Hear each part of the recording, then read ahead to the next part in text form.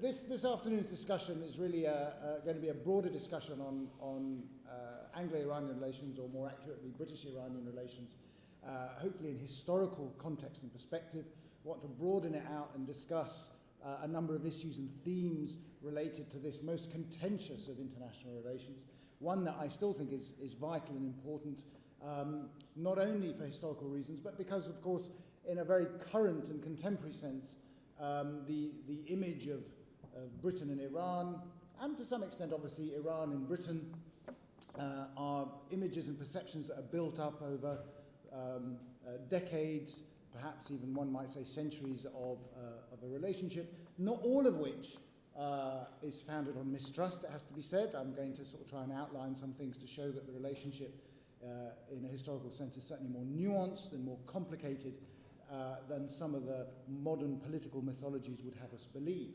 And I think in doing that and looking in some ways at the detailed narratives, and I think you'll find that all of us on the panel today will be talking to some extent on competing narratives and how we can, in some senses, reconcile them.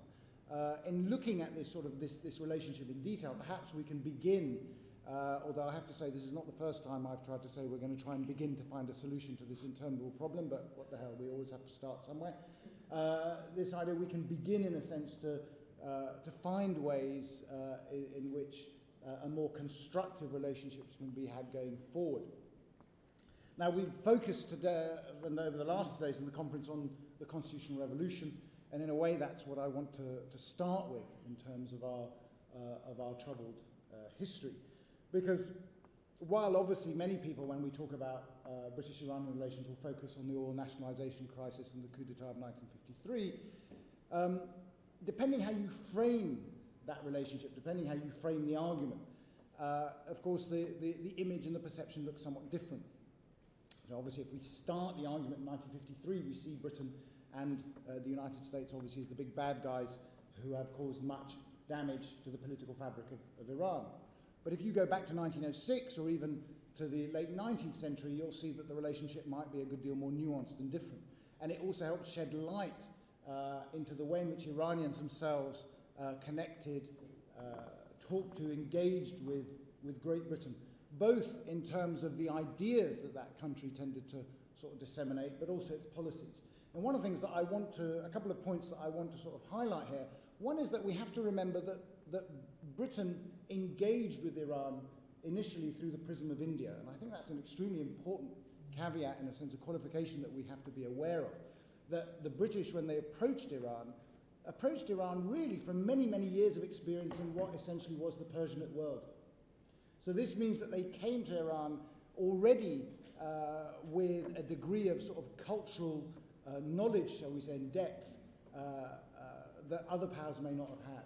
And this always gave them, in a political and cultural sense, I would argue, something of an advantage over many other European powers, but it also surprised, and sometimes pleasantly surprised, it has to be said, their Iranian interlocutors.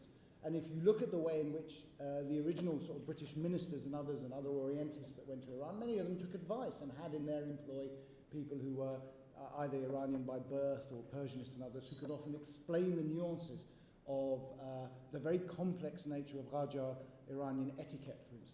And so this, in one sense, is something why, when people say how it is that, that clever, wily fox seems to understand everything we're up to, well, one of it is because they were sort of deeply immersed in many ways in that Persianate world. The other thing that we have to bear in mind, of course, is that while Iranians had, in many respects, an affinity and an affection, and I'm not being controversial here, I hope, but an affinity and affection for ideas, the political ideas that may have emanated from a particularly, and I'll use this term very deliberately, Whiggish conception of political development in Britain. That did not mean, and it rarely meant, that they agreed with the policies, and I think this distinction has to be kept clear. In many cases, you find that Iranian activists, politicians, while they adopted the language, vocabulary, in some ways, the political ideas that might come out of a British tradition, to use that term broadly, they very often obviously disagreed with the politics. And of course, in that, what's interesting in that, they shared a point of view with many British dissidents. And to here, I must give great credit to that colleague who unfortunately couldn't join us on this occasion, Mansour Bonagdarian has written extensively on the British-Iranian relationship in the constitutional era. And I think Mansour himself has really excelled, I have to say, in explaining the detailed relationship between, in his sense, in his argument, the British dissidents, in a way, British dissidents against a British policy and those who related to their Iranian sort of constitutional revolutionary allies. And the key figure, of course, in here is Edward Granville Brown, who was so inured in sort of Persian and Iranian culture that he said in one case that, had he not been born an Englishman, he would have been born a Persian. I mean, this is quite a striking sort of affectation that you see very rarely, I think, in other figures. I would even say, to be perfectly honest with you, and on this I'm going to be quite provocative, I suppose, that Lord Curzon himself had a deep, deep affection, if in a rather patrician style, towards the Persians. But then, Lord Curzon was rather patrician style to most people he met, so it's not unusual. But the fact is, he too also had a strong relationship in that sense. And if you look at Britain's engagement during the Constitutional Revolution, it could be argued that without a very proactive British policy at the time relating to the Bast, the refuge taken in the British Embassy. But here's the crucial fact, that the Iranian leaders of that Bast were unwilling to discuss details, the negotiations with the Iranian authorities themselves, but insisted on having the British minister in Tehran, I think he was the minister in Tehran, or the Chargé, I think, the Grant Duff, do the actual negotiating for them. I mean, these are the interesting things which lead to in some areas, a certain degree of conspiracy theory. But at the same time, it shows that there was a degree of trust shown. They felt that they couldn't trust their own officials, therefore they would have this intermediary, and a British intermediary at that, to do it. So I think when you're looking at the relationship, if we look purely at 53, we're likely, obviously, to view that relationship as a deeply distrustful and antagonistic one. But I would say that one of the reasons, and I've said this in relation to the Iranian relationship with the United States as well, one of the reasons that there's such a level of bitterness in some quarters is because really there was a higher level of intimacy to begin with. That is, by what I mean is that there was this sort of expectation of Britain that they would deliver on their promises, that they would deliver to the ideals that they had, and that they had a sort of a trust. There had to be a trust for it to be broken, basically. And that is why, in a sense, the level of the mistrust that has developed has been so profound. But there is obviously also, I would argue, an element of political manipulation to all this, of course, because I think all of us who work on 19th and early 20th century Iran would know that, the Russians had something to do with some of Iran's difficulties in this period. And yet, funnily enough, of course, if you look at current political rhetoric that emanates, you'll find that Russia doesn't really appear very strongly in the rhetoric of independence or grievance that you get from Iran. So you see an element there where obviously the historical record has been also manipulated for political purpose. So I think those are the sort of the main points that I want to highlight to you in terms of the relationship. The complexity of that relationship, which, as I said, I think Bonagdarian has done a very good job at detailing.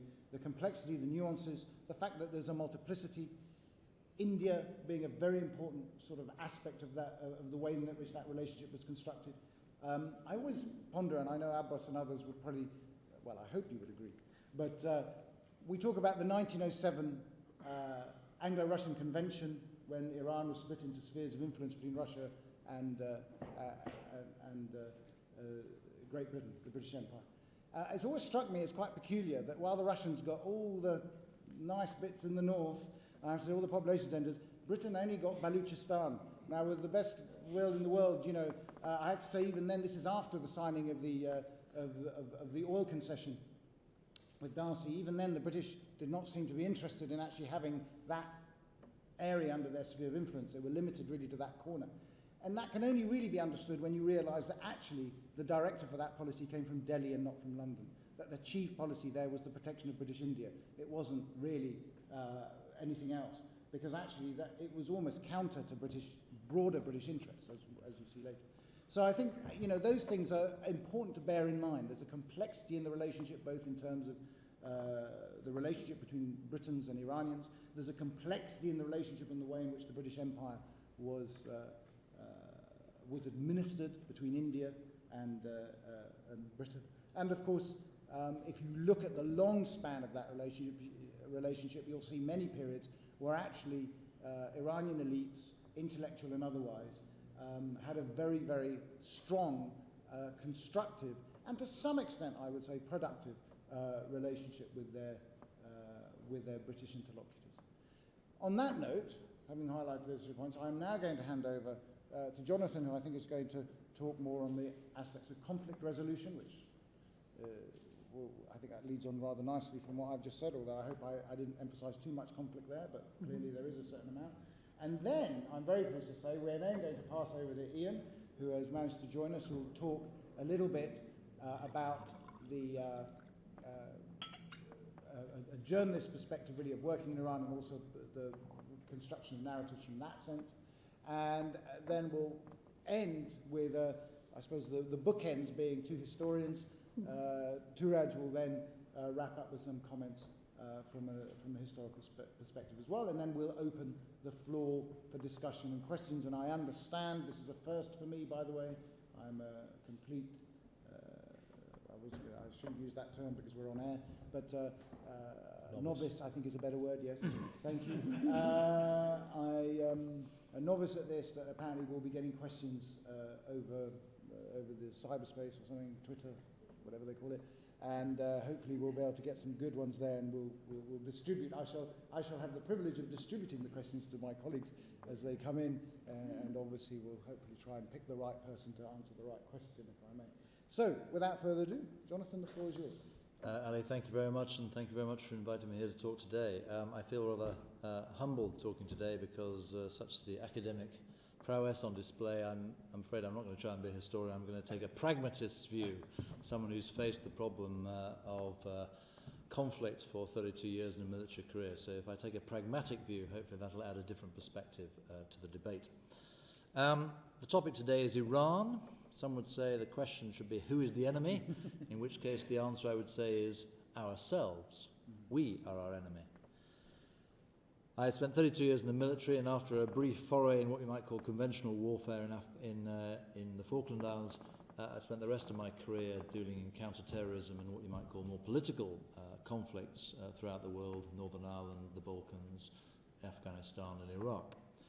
And what became apparent to me very early on in that career was that in these conflicts, not wars, conflicts, what we're talking about are competing narratives. And one of the most powerful documents I read on this was published in 1991.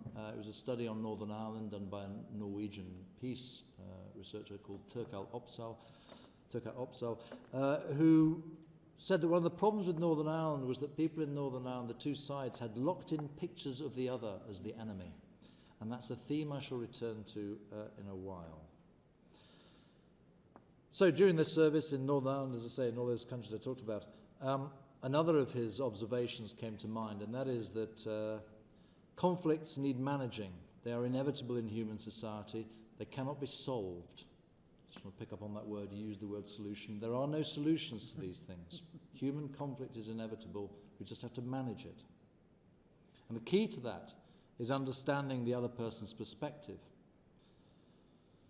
And the Iranian narrative, it seems to me when I've looked at it, just very superficially, as I say, I'm not an academic, seems quite a strong one. Persia, a great culture, which has got a lack of respect from the West. The Royal Academy put forward an exhibition in, I think it was 2004, that was sponsored by the Iranian government specifically to boost the ancient history of Persia and try and redress this historical injustice. Iran and Shiism are isolated in a way that Persia and Zoroastrianism were isolated centuries before. We've got 1953, which has been already spoken about, crushed by the great and little Satan, for which they still call us that. I know that from the diptychs I used to read in Basra in 2007 that were coming out of Tehran. The Western support for Iraq against Iran, the blind eye that we turn to Saddam's use of chemical weapons, and even more so and unrecognized in the West is the fact that we gave the Iranians no credit themselves for not retaliating in kind. In 9/11, when Iran supported America in their retaliation to 9/11 and their invasion of Afghanistan and gave logistic support, their reward was to be branded on the axis of evil a few weeks later.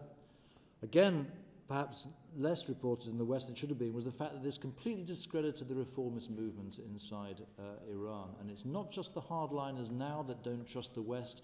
Many ordinary people in Iran distrust the West precisely because, having offered an olive branch in 9/11, it was crushed under Bush's clumsy speech-making and policy-making.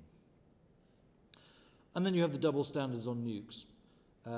Somehow, to an Iranian, it seems rather odd that the nuclear weapons possessed by Israel and Pakistan, or let us say by the Sunni, are allowed and tolerated, whereas the mere threat of Iran getting a nuclear weapon causes all kinds of sanctions. And yet, if you compare the two, Iran to both of those, Iran is fundamentally under much more threat than any of those, would be their narrative.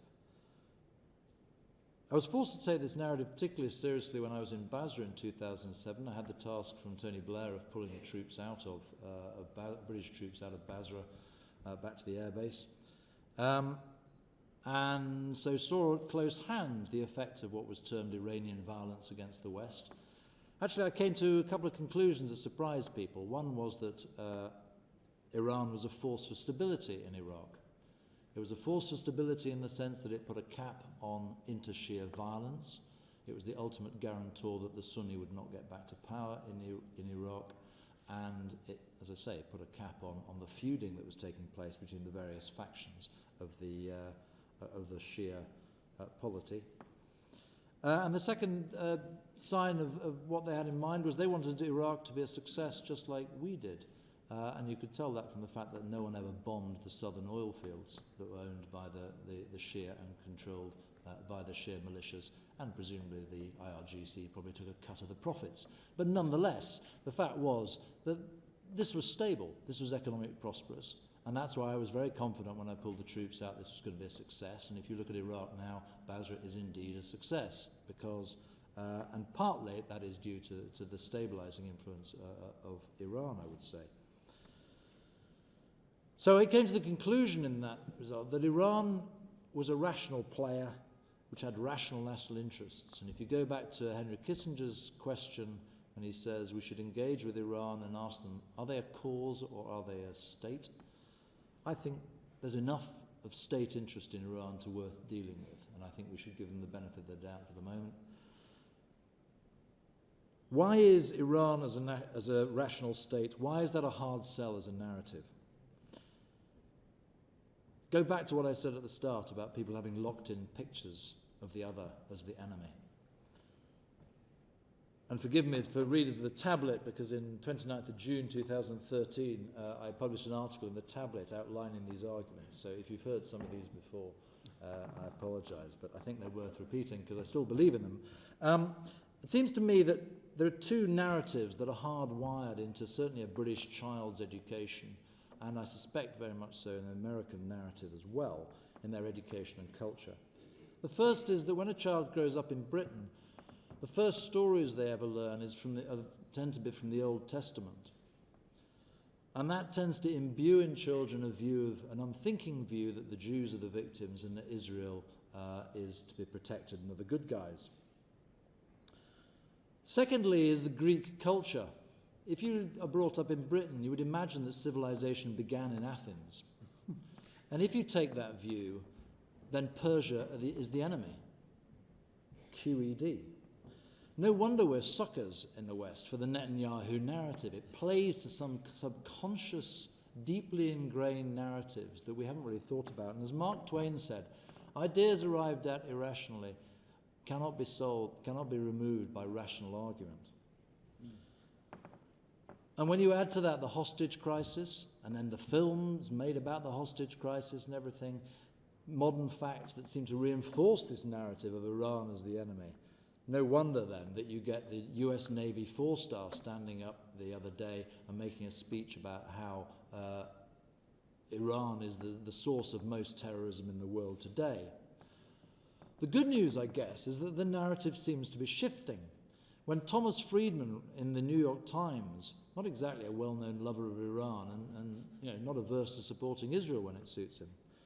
When he writes a paper, an article in the New York Times, saying that anyone who argues like that US Navy four-star, as he does, must have been asleep during 9/11 and must be willfully ignorant of the real cause of terrorism around the world, is actually coming from Wahhabi Salafism, which has its spiritual home in Saudi Arabia. And given that this was just before a visit of King Salman to the United States, that message must have come from the White House. So I am optimistic that the narrative is changing. And I'm glad about that, because in all my time in working in the British defence and security establishment, I didn't once see a Shia threat on the top 10 list of threats to the UK. They were all tended to be Wahhabi Salafist threats from various parts of the world and in various parts of the world. And we need to get real about this. And I think the truth is finally being told, because the 1945 agreement between Eisenhower and Saudi Arabia and the King is being torn up. That was based on a swap of oil for non-interference. The fact is that US energy independence is now potentially a reality with fracking. It's frustrated by Saudi oil, and that's why they're keeping the price so low. But once that genie is out of the bottle, and the cost of fracking is going down and down and down, so pretty soon it's going to happen. What we're going to find is that the United States and Saudi Arabia, instead of having aligned interests, actually have opposed interests. And even the Republicans, with their fingers deep in the economic mesh of the United States, even they will realize the advantage of that position. Furthermore, from a simple pragmatic point of view, if you're interested in stability and the existing state system, in a collapsing Middle East where the false states that we tried to create 100 years ago are collapsing, a country like Iran, which has an unusually high alignment of ethnicity, religion, and a sort of sense of nationhood, culture, that's a rare asset in that area. And I think even just for simple stability, pragmatic reasons, we need to align our interests with theirs as much as possible.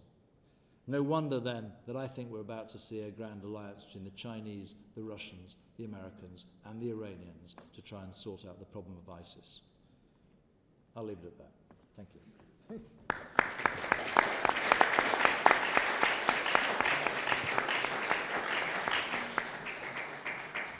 Well, that's a more local perspective, perhaps. Ian.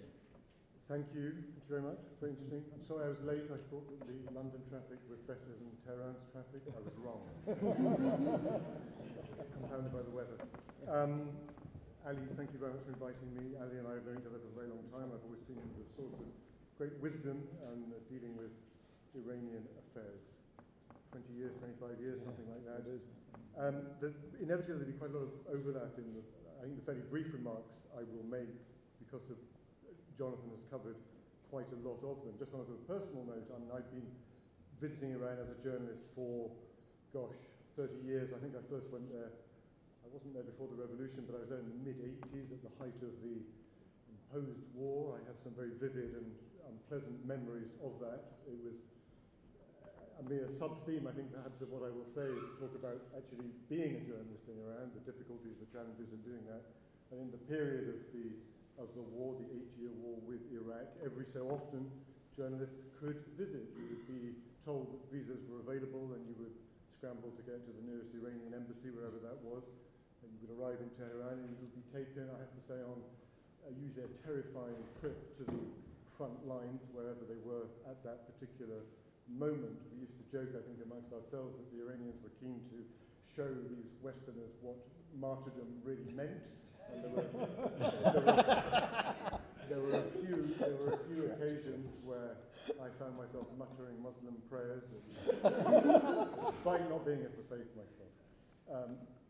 So I've retained, I think, more seriously from those visits to Iran during the war, a very powerful sense of the impact of that conflict on Iran. It was, I think, in many ways a forgotten war, a sort of a curse on both their houses, was the sort of prevailing Western wisdom. I remember once, I have a dim memory of being, I think, in southern Israel, driving towards the port of Eilat, on the Red Sea. And if you think of the map, it tapers as you get closer to the Red Sea. And you can see across very easily to Jordan on the other side. And there were big trucks going down the desert road to the Israeli port of Eilat, and big trucks going north from the Jordanian port of Aqaba. And with a little bit of poetic journalistic license, you can imagine that here were the two sides that were feeding the combatants on both sides of that war. It was a terrible experience. I think anybody who deals with Iran has to be aware of the impact, the memory of that, not just at the rhetorical level, the chemical weapons, the tilt towards Iraq, of course, at the time, and of course the human sacrifices.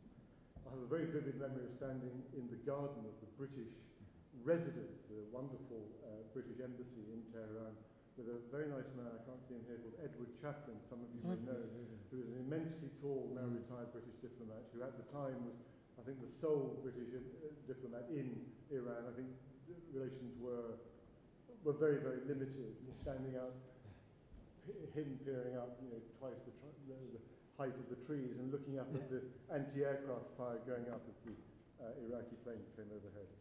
So that was a vivid memory. Now, personally, I didn't visit after that for quite a few years. I remember I was doing other things.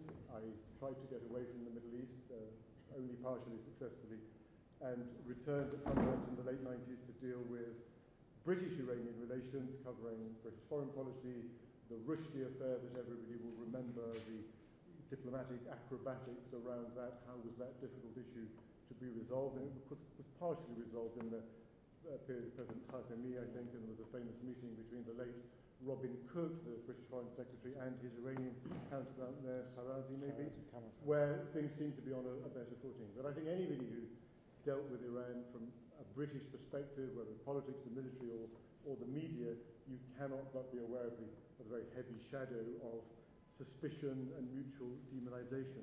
And in fact, at the risk of telling you something you all know, many of you will have read, I'm sure, a tremendous report written by a British Foreign Office diplomat called Nick Brown, now sadly dead, on the failures of British foreign policy in anticipating the 1979 revolution. If you haven't read it, I strongly recommend it.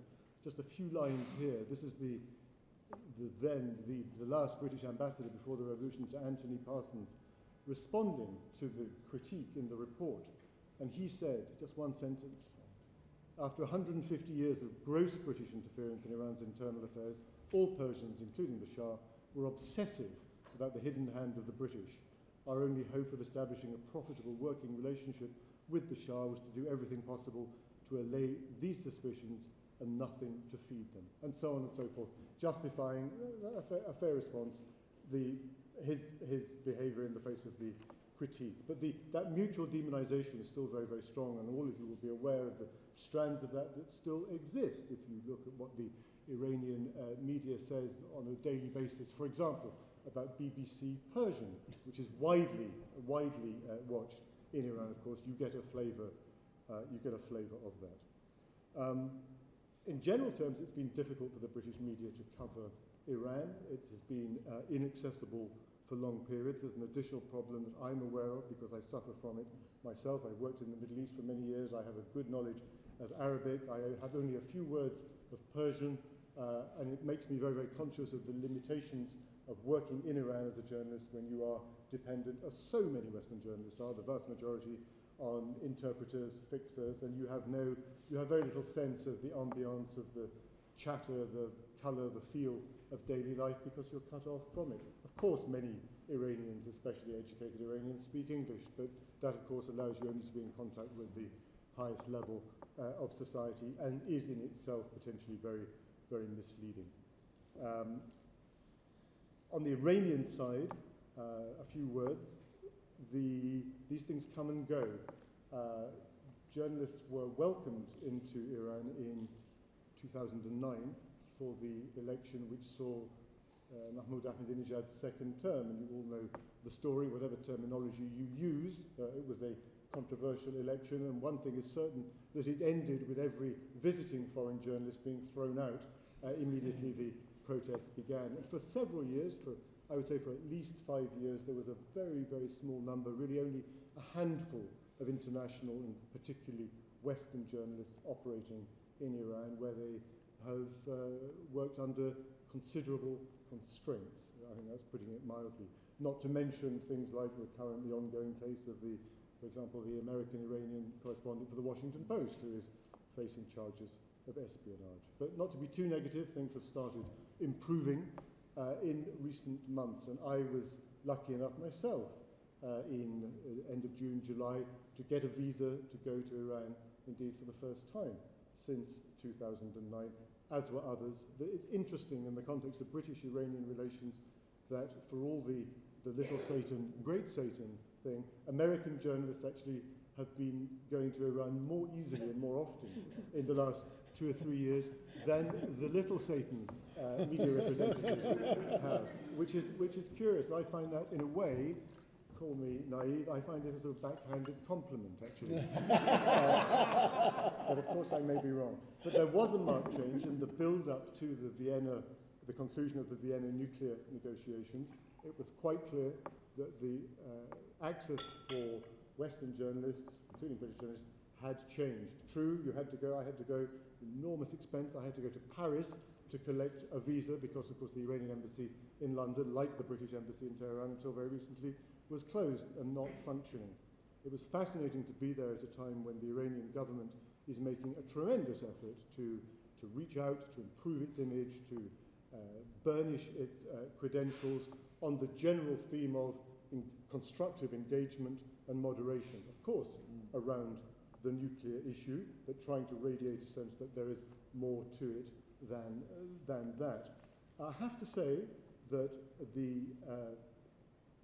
going around Tehran for those couple of weeks at that time, just in the immediate run-up to the Vienna Agreement, you found a tremendous sense that people did want it to happen. They were enormously optimistic about the lifting of sanctions, an end to Iran's isolation, a huge thirst for people wanting to do business. The Iranian market is just absolutely on the starting blocks. There's a great sense of enthusiasm for that. Having said that, I'm less rosy in the picture that I would paint of Iran today than Jonathan was. The nuclear deal is an extremely narrowly focused thing. It's obviously extremely important in its implications, but the very narrowness of it and the enemies of it, both in the US and inside Iran perhaps now less important, but I think the narrowness of it is a problem in the sense that it's misleading. It's misleading about the likelihood of Iranian-Western rapprochement on a whole range of other Middle Eastern issues, whether you're talking about Israel, Palestine, Hezbollah in Lebanon, a very, very important Iranian ally, of course, and on Syria. I've actually just returned a couple of days ago from 10 days or so in Damascus, where, of course, I know in principle of the importance I knew before the importance of the Iranian role. I see it now actually as even more important. I understand the logic of the expressions of Iranian support for the Syrian regime, but I don't think it's something that is particularly benign. I think it is an expression of national interest, but I think it has other elements too in terms of Iran's strategic reach across the Middle East. I think that the Syrian opposition exaggerate when they talk, as they do, about Syria being an Iranian-occupied country. That's clearly nonsense. There is a polemical approach to Iran. There is the sectarian aspect. Certainly true that the Saudis, the Wahhabi doctrine, are far more sectarian and hateful in their approach to Shia, but that doesn't mean that the problem doesn't exist on the other side. So it's a very, very interesting time to be working on Iran as a journalist, as a diplomat, as an academic, I'm sure, as well. I'm not so optimistic that a period of rapprochement is immediately there. And one last thing I would say that John didn't refer to, I'm sure you talked about it perhaps in presentations and amongst yourselves, but the governmental system of Iran it's quite difficult to deal with. You all know that it is clearly not a conventional Western democracy, there's no question about that, but it is a dual system, and the duality of the system is problematic. And call it a cliche, but cliches exist because they are useful. You have hardliners and you have people who are genuinely very, very moderate. And the tensions between them are being played out all the time. So, I mean, I think the great drama of Iran and the West is far from over. It'll be fascinating to watch, but I think it'll maybe good for everybody's business, of course, historians, journalists, otherwise. But I think that story of that troubled relationship, Britain within it and others, will be there for really quite a long time to come. Thanks. Thank you very much.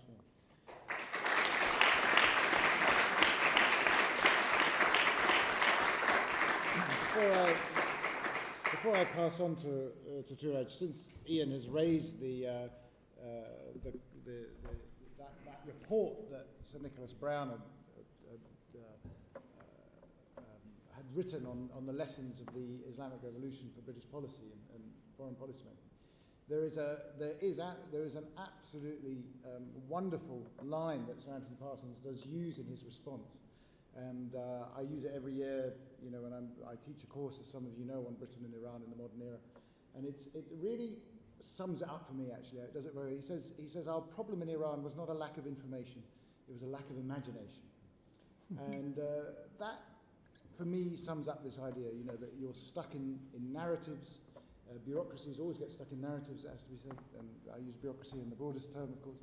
But bureaucracies always get stuck in narratives and don't always challenge them enough. In some ways, actually, I would say the military in some ways is better than most at doing this, but other people feel very comfortable in narratives that they've been, that they're used to. And I think this is what basically happens, is we become comfortable in narratives. And by the way, it applies both ways. It's not one way, it applies both ways. And as you see now, one of the more interesting aspects of the current predicament that perhaps the Rouhani administration finds itself in, as perhaps the Khatami administration found itself in previously, is when you're trying to dislodge people from their comfortable narratives, you come up with some real resistance. And this is something that needs to be deconstructed in that sense. I mean, Khatami talked about this wall of mistrust that has to be taken down brick by brick. So it's something that's a slow and methodical thing that needs to be done. But I think Parsons, in that way, summed it up very, very nicely back in 1980 it would have been, or 1981. Over to you, Touraj. Okay. Thank you, Ali. That makes my job a bit easy, because after these contemporary issues, when Ali talks about information and imagination, the question is that who brings this information to this country and who craft imagination in this country for the British? As a social historian, I'm not an expert in international relations. As a social historian who works on my recent work in social history of Iranian oil industry, 100 years, the first volume is out. I look at the British-Iranian 20th century in post-Victorian age in 7 periods. The first period is the pre-constitution and constitution. The second period is 1907 to 1919. That is, we have here in this period the 1907 agreement. And very important episode in this period is extracting oil in Masjid Suleiman. And the British government is a major shareholder. And then we have, on the eve of the First World War, 1914, the British government decided to go from coal to oil.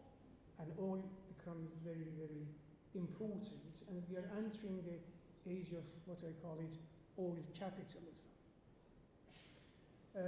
Then there's a period of 1919, that's the end of the war, to late 20s, and the British supporting the central government in Iran against the Russian Revolution, and then supporting Reza Shah, or Reza Khan and Reza Shah later. But when you go to the fourth period, that is 1930s, the British signed a new treaty with Iran, new agreement with Iran on oil in 1933, and is not really happy with the development in Iran and Reza Shah. very much disappointed with Reza Shah. And in fact, some years ago, when I was in India, I found a booklet called Iran-English. That is the book Iran-British relationship. And this was published before the British, together with Russian Soviets, invaded in Iran in August 1941. Book published in Calcutta, and covers the Anglo-British relation, the last 500. And then when it comes to the end, the very last period, that is the period of Reza Shah, very, very vividly criticize Reza Shah's position in Iran. And then this means then when I just compare it with the archive I've seen in the Soviet Union archive in Moscow, that is it really the invasion of Iran in 1941 was inevitable or not? Could they find another option to compromise with Reza Shah rather than invading and pushing him out of the government? So I think that, when I go to the BP archive, I realize that by the end of the, by the early Second World War, the British came to the conclusion they are not happy with Reza Shah, and they want, in one way or another, to push him out. This is what I see, at least in this archive. Then we go, to the fifth period is 1941, Iran under the invasion, to 1953. Here we've got a war policy supporting the young Shah, Mohammad Reza Shah. Here in this period we have got the old nationalization and the Cold War, and finally the coup, 1953. There is some shift here in this period, which comes in the later, I covered that. The sixth period of the Anglo-British relationship goes from the 1953 to revolution, 1953 to 1979, when after the revolution, and then British gradually loses the superiority, the role they had in Iran, and walks in the shadow of US. And then the final period is revolution today, which I don't want to touch it, because you are more expert in contemporary than I. This is a suggestion how we can approach the Anglo-Iranian oil company, and avoiding essentialism or any essentialist approach to say that was a homogeneity or something that we can. There is more diversity here in this period than homogeneity. Something else, that I would propose for a study Anglo-Persian oil company in the post-Victorian colonialism is that we have these, as I said, birth of oil capitalism, and then comes many things, a modern nation state in Iran, post-constitutionalism, and there is a shift that is very important. And Ali rightly talked about the Indian connection, because in 20th century we've got a new generation of the British coming to politics. From the early 20th century, if I give you an example, Arnold Wilson is very known, one of them, in a post-Victorian colonial agent. And so we've got this crafting new role and rule of expert in Iran. And these are who are bringing information to this country and crafting imagination in this country. If I give you some name, Sir Percy Sachs is that, and the British chief diplomat, negotiator in Persian Gulf, and later he was an ambassador in Tehran. Edmund was that CJ who was an acting consul governor in northern Khuzestan. Cadman was that very, very known figure in Anglo-Persian Oil Company, Cadman, and then Sir Percy Lawrence was that chief negotiator in Iran, and later on became the ambassador in Tehran. These are the new generation in 20th century who were if I go to the background, mostly coming from the middle class, public school, and there was the served period in the official capacity in colonies, especially in India, and they somehow had a in government of India's view on Iran rather than the London. And this is dominating Anglo-Iranian relationship up to the post-First World War. This is my reading. I'm oily man, I'm looking from the oily direction. So this is, dominating Anglo-Iranian relationship. The most conflict between, the serious conflict between government in India, the Raj, and London comes in during the First World War, when there is absolute shortage of manpower in the oil company, in oil industry, and the government of India, relying on the Indian Migration Act, stopped the migration of labor coming from India to Persia, and say Persia is out of colonial rule. And then finally, in 1919, they come to the conclusion that, okay, we can say that Persian Gulf and Khuzestan comes under the colonial rule, and that gets settled. This is 1990. What is very important here, Ali was referring to the question of Balochistan. Mm-hmm. In fact, nobody pays attention to that. It was during the First World War. The British decided to go beyond the frontiers of Khuzestan and reach Bushehr and the belt of what we call it Mokshan, reaching Balochistan. So Balochistan became, and who persuaded London to go for that? That was the government of India. So the government of India, a large part of the 20th century, played a very important role in shaping, in crafting the British policy towards Iran. What is happening is, after the First World War, especially when we go to 1920s, and what's happening here in this country, you know about the 1926 strike here, labor movement here, you know about the welfare system here in this country, and all these politics happening in this country, and we have this Fordism comes in industry, and welfare capitalism comes here, and somehow a new generation of experts come here in this country, and London, in one way or another, goes for superiority, shaping and crafting the British policy towards Iran, and that continues. We have got, here and there, new faces in Iran coming from London and pushing the India government's agents back. But I think the major shift was after the war. After the war, especially when the Labour government came to power in a mass victory after the Second World War, and then we have really a change in British policy towards Iran, which you know that ended with the nationalization of the oil, but later on Cold War dominated everything. I stop here. Thank you. Thank you so much.